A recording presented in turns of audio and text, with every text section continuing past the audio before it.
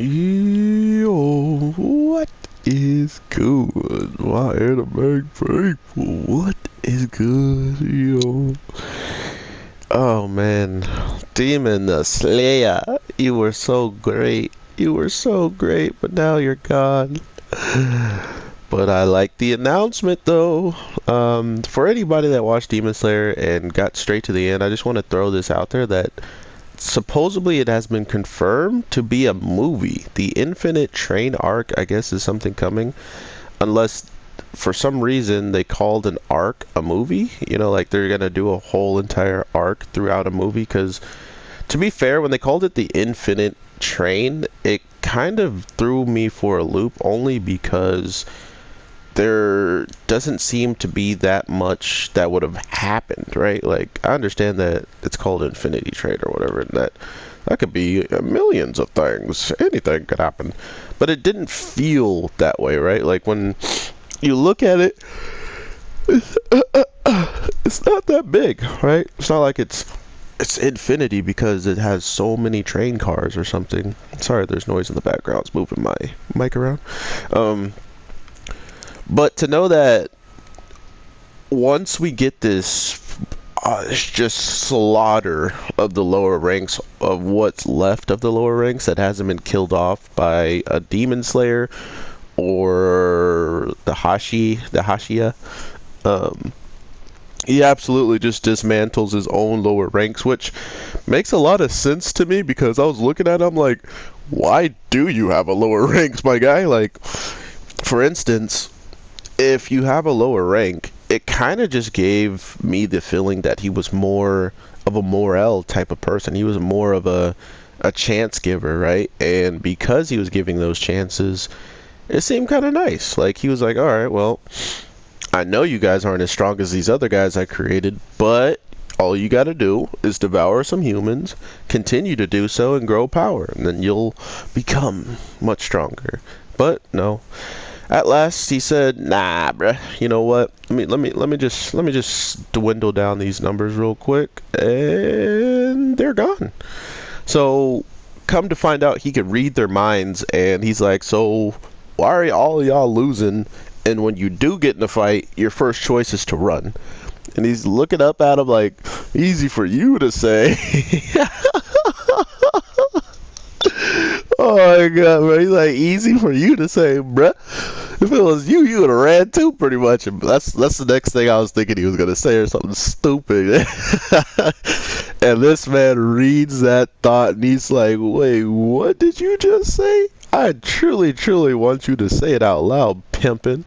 And my god, I was actually dying on that part. I was like, bruh, because it wasn't funny that he like got bodied and that he kept running through all of his homies like that, but it was hilarious to me because I said it at the same time as this guy was practically getting his mind read, because I was like, how are you gonna talk about something that you know nothing about when it comes down to being a lower rank you know what I mean? Like, you're the one who picked these people, so if they had any fears, any types of raw talent, you're the one who's supposed to know.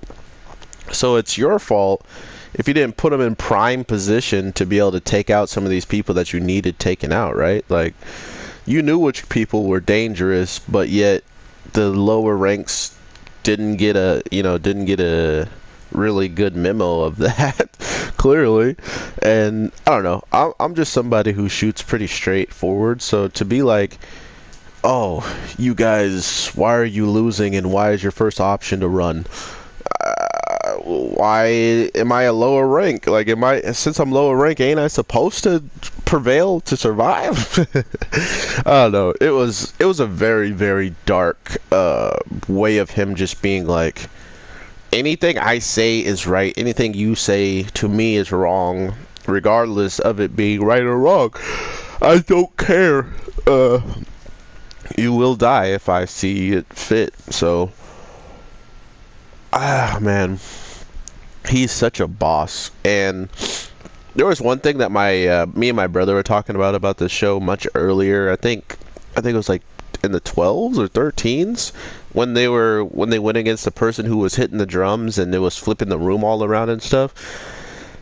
I didn't really care for it, and neither did my brother, and I didn't know why. I really didn't. But then I saw this girl with her banjo or her, her instrument, and I can't believe I just called it a banjo. Please don't unsubscribe because I called it a banjo. Thank you. Um, I never actually learned the real term or name for that instrument, but I know I've seen it in countless of animes. But to know that he is doing that, or not he, but the girl that's sitting next to him with it is more capable of making a huge and giant compared to just one, like a house that has like 6 rooms in it or something, right? Like that's freaking crazy. And not only is it crazy, it reminded me a lot, and I mean a lot of there's this old school picture. I think it's just called like Infinite Stairs or something along those lines. Like literally it's just stairs that lead to somewhere, and that somewhere is still nowhere. And that's what this place looked like. It looked like 1,000,005 different types of places that you can go, but they would all lead nowhere. And the only way to get out is to deal with the person with the music.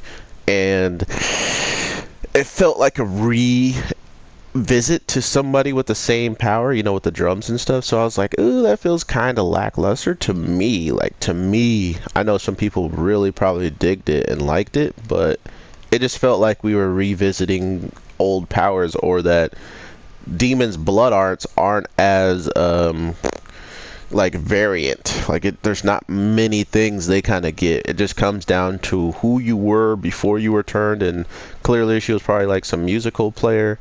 And just like the drum guy, who wasn't a musical player, he was like, he wanted to write stuff. He just winds up getting drums implanted in him.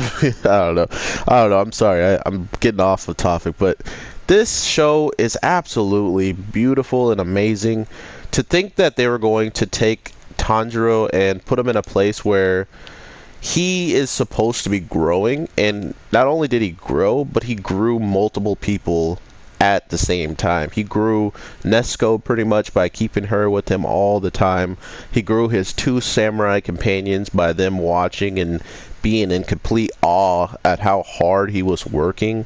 So that also made them get much, much stronger and learn the infinite total control consistently. They mastered that. So if it wasn't for Tanjiro being there and never giving up, going 10-10, they wouldn't have never done it, right? So it's like, that's the type of stuff he always brings to the table. Him being himself is a good chance you're going to do something you might not have really thought you were going to do until he like talked you into it, which is funny to me, So then we got the girl with the coin tossing. I thought that was one of the more beautiful things that they did too, is bringing I was gonna say a woman or a girl, but it doesn't matter. If it was a guy too, it would have been beautiful as well. And just the simple fact that she is looking forward to maybe following what he just put out there, even though he was gonna cheat to get the outcome. He said, as long as, if this thing hits heads, you gotta follow your heart and do whatever your heart tells you to do, and not this coin. And if it's tails, well, then I'll just keep flipping it until it's heads, So he has really already, like he said to the girl who doesn't want to, who's afraid of fighting, but is still very quick and was helping them with training, she's kind of embarrassed with herself, right? Or she's down on herself because of the position she's in. So to hear someone be like, oh, well, regardless of all that, now that I'm going out, now that I'm going to go fight and do stuff, you'll always be a part of me. So that means you're out there fighting, destroying every single demon that I destroy. And that was some amazing word choices, right? There's a lot of people in this world that just don't understand running from something. And never, like, she passed the event of the testing. I mean, sure, she could have been in there with Tanjiro, and the only thing you really had to do was just live. You didn't have to fight anything.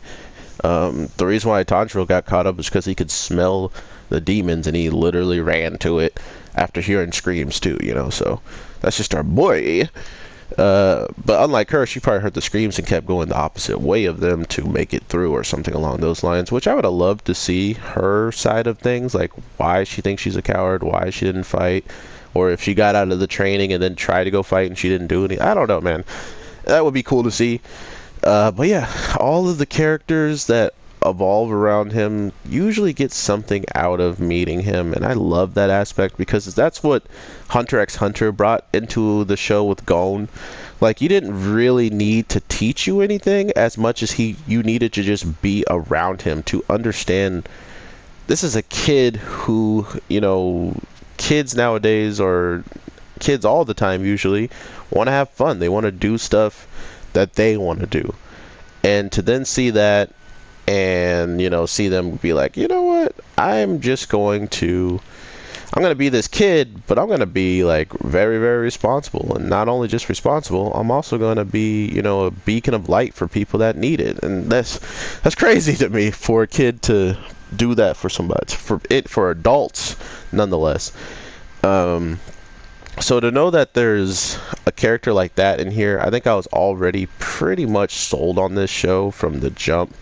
Then I got the case of like, whatever happens in this show, there's always like a couple of really cool characters that kind of show up and steal the spotlight for a second, which a lot of them still haven't done. So there's always that. There's a lot of characters I want to see battle. There's a lot of characters I still want to meet and see what their personalities and backstories are about.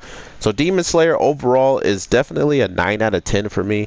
The only reason I give it a 9 out of 10 is because of the recovery. Like, my brother put it one way in saying that he trained, quite a bit before even leaving and all that stuff, but he's still human. So taking damage from demons that are much stronger than humans and getting beat up by every single one of them, practically breaking ribs, bones, arms, everything he broke in between and got healed, and then next thing you know, he went up and fought again and again and again. That was the only downside I had with this whole entire show.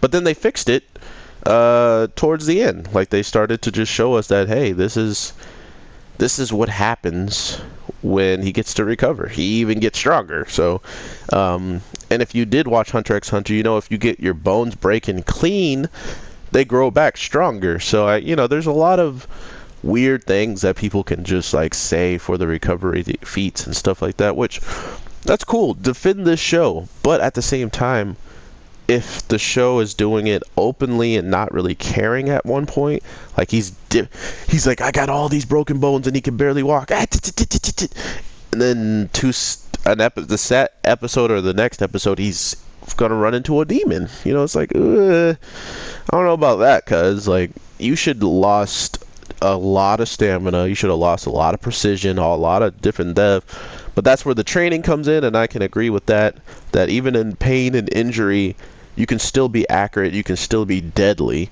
And even when you're in pain and stuff, that's another advantage for you to allow somebody to see you weaken and take advantage of them lowering their guard or not going as hard as they should be. Even though you're a wounded animal, you're not out of the running yet, though, So I like that aspect a lot of how they were trying to play that out. So we'll see how all this turns out in the end of the day. There should be a movie coming out soon. I don't think, we didn't get a drop date, but if this is an actual movie coming and not a season 2, I wonder how long it's going to be of a movie and how much it's going to cover, and if they're going to do this with the movie that they did with season 1, is drop a little announcement at the end and be like, okay, if you guys are wondering, we got stuff coming, or something along those lines, which would be interesting. So with all that being said, my anime people, I will definitely be talking to you sooner or later, so make sure you guys check out the channel whenever to see if I drop something, because I got dinner, or I got a lunch date with the family at 1 p.m. my time, and I'm like over on the California clock time, so Pacific. And after that, I will be coming home to post some more stuff, so definitely be looking forward to that. But with all that being said, I hope you guys have an amazing day, night, evening, whatever the case may be. I am your boy, the Anime G, and I will definitely talk to you later. So with that, peace.